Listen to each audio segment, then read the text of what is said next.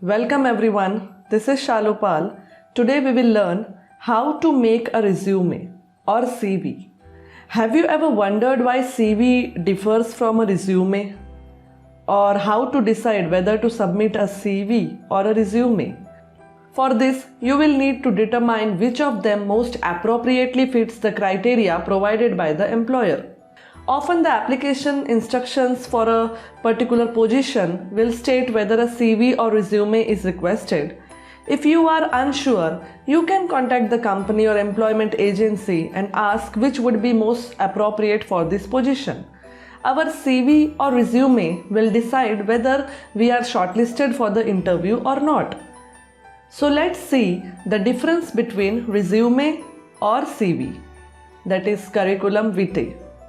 You can refer this table.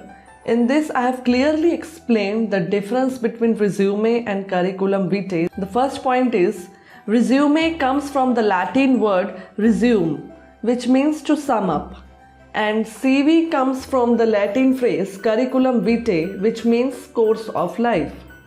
Second point is, the ideal resume is 1 page long with a 2-page upper limit. That means a resume is shorter as compared to CV. And second, the ideal CV has no page limit. The length of your CV can range from 1 to 3 or 4 pages. Third point is, a resume is 1 or 2-page summary of your skills, work experience and educational details. But a curriculum vitae, that is CV, is a longer and more detailed synopsis which contains information about individual skill, knowledge, goals, education and professional experience to describe person the best. Fourth point is, resume is the preferred application document for applying jobs in the private sector, but CV is mostly used while applying for public service positions and for an academic or research oriented positions. From these points, you can easily understand the difference between resume and curriculum vitae. Now let's see how to write a resume or how to make a resume. You can refer this image. This is a reference image which I have shown you that in such a format you can create your resume. But the important points which you should remember while creating a resume or while making a resume is, first point is, mention your full name and contact information like your current address, phone number and mail ID. Note one thing, you do not need to include your photograph unless you are asked to do so. Generally, some professions need resume with photo, but most of the professions don't need this. Write your profile. A profile is a concise statement that highlights your key attributes or reasons for deciding to work in a particular field. And after that, write a career objective by creating a specific objective that is clearly defined, appropriate for your situation and fits the job you are applying for. A fake objective may stimulate the employer to question why you are applying to their company and can actually weaken your resume. After this, write your work experience with all the details like company name, address, your designation, department in which you are working and time period of job, and the most important, your job profile. If you are a fresher, then don't mention work experience directly. Write about your education in details from 10th class to your final graduation in reverse order. Mention your school or college name and board or university name with percentage details and passing year.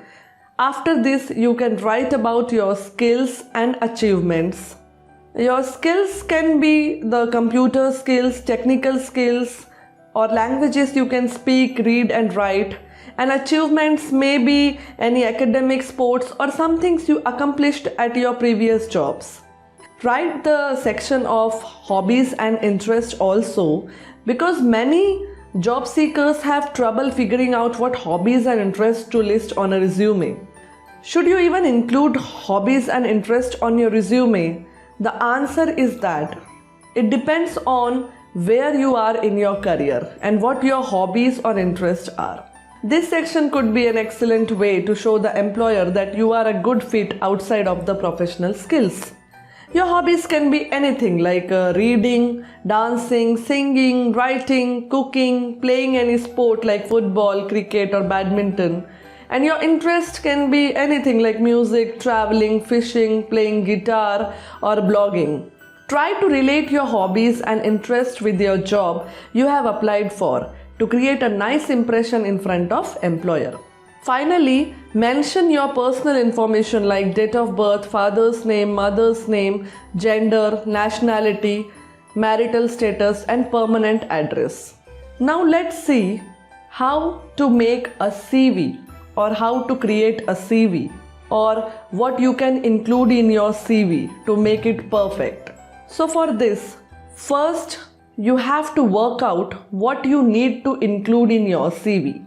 A CV is a record of your qualifications, education and on-the-job training, work experience and skills.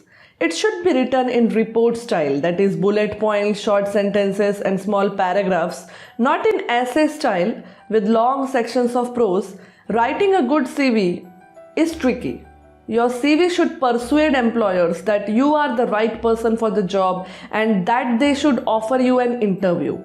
There are many companies and websites offering advice on writing a good CV. Some will even offer you CV making services for you, but it is possible to write an excellent CV by yourself. Individuals who use a CV format when applying for a job are generally applicants who need to convey a large amount of information which will not only help to tell an employer who they are but help define them and their work within a specific discipline.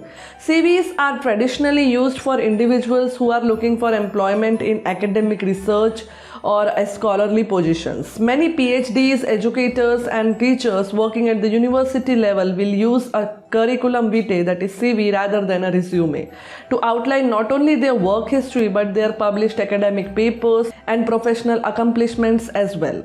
So let's see what to include in a CV. First step is to include your full name and contact information and also your profile at the beginning, similar to resume. After that, write your areas of interest.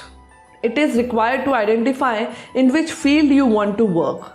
After that, list and date all your previous educational details including professional qualifications, placing the most recent first. List your experience in reverse chronological order, making sure anything you mention is relevant to the job you are applying for. If you have plenty of relevant work experience, this section should come before education. After that, write your trainings and certifications which will increase your professional value. After that, list your skills. Skills may be technical, computer and language skills. Whatever you list should be relevant to the job and not over-exaggerated, as you will need to back up your claims at interview. After that, list your research and publications, presentations, lectures and other public speaking engagements.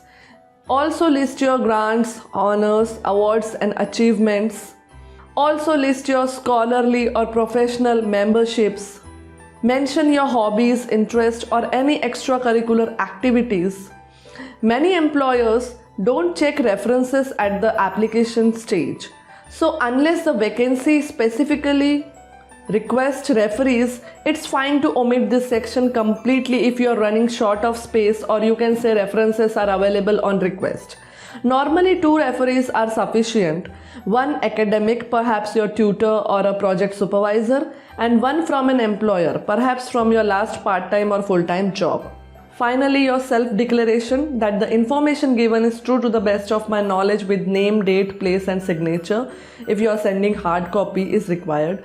So here we have covered almost all the points you should cover in your CV. Now I want to tell you 10 important tips to remember while making a resume or CV. My first is to avoid spelling mistakes. It is very important because it gives a very bad impression of yours if you have mentioned any of the spelling mistake in your resume, because resume will be your first communication with the employer. So try to make it without any spelling mistake. After that, write correct information about yourself. Don't try to ever give any fake information. Avoid overwriting, like mentioning the skills you don't know. Many of the job seekers, they mention their wrong hobbies or interests. They mention anything, any computer skills which they don't know. They also mention any language skills which they don't know, which is really very bad, because you have to claim what you know. And in interview, the interviewer can ask you anything about your resume, and if you're not able to answer that, then it will reduce your chances to get hired. Please mention point-wise work experience details. Write your educational information with proper and correct year details, with correct university names and correct passing grades or percentage. Whatever score you may score, please write it exact in points.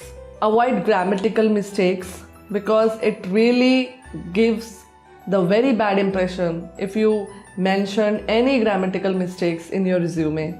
It will show your carelessness. Mention appropriate references who can give you good feedback, which is very important, because in many jobs nowadays they are asking for referees. So give your references properly, so that when they call your references for verification, they can give you a good feedback of yours. So this will increase your chances to get hired. Use standard font size and select your font style properly. This is very important. Standard font size is between 11 to 12, and try to select your font style as simple as possible, which is easily readable by the interviewer. Refer some sample CVs or resume before making it for clear understanding.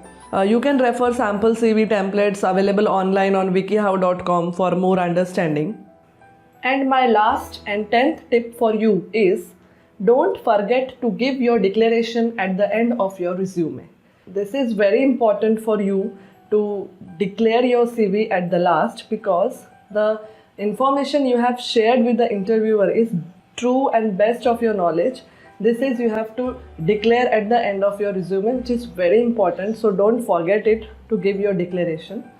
Remember, please follow all my tips while writing CV or resume, because your CV and resume will create your opportunities to give interview in many of the organizations or companies. So try to make it simple and sober and to the point.